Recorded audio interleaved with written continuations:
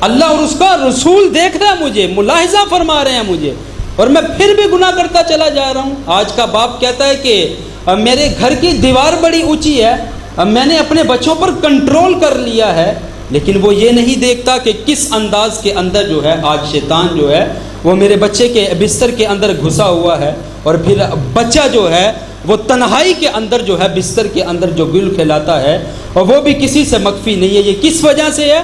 وہ اس بات کو بھول گیا کہ میرا اللہ مجھے دیکھ رہا ہے۔ آج کفنوں کے سودے ہم کرتے ہیں، کس وجہ سے ہم بھول گئے کہ اللہ ہمیں دیکھ رہا ہے؟ ہم بھول گئے کہ جو ہے اللہ ہمیں دیکھ رہا ہے، اسی وجہ سے جو ہے رشوتیں ہم لیتے ہیں، چوریاں ہم کرتے ہیں، ظلم و جبر کا بازار ہم گرم کرتے ہیں، ڈکیتیاں ہم کرتے ہیں، اور اسی طرح کسی کی عزت کو پامال ہم کرتے ہیں۔ کس وجہ سے؟ اس وجہ سے کہ بندہ یہ بھول گیا ہے کہ میرا اللہ مجھے دیکھ رہا ہے۔ اگر بندہ یہ بات اپنے ذہن کے اندر رکھے کہ ہاں میرا اللہ مجھے دیکھ رہا ہے، تو پھر گناہ کا تصور مشکل ہی نہیں، محال ہو جاتا ہے۔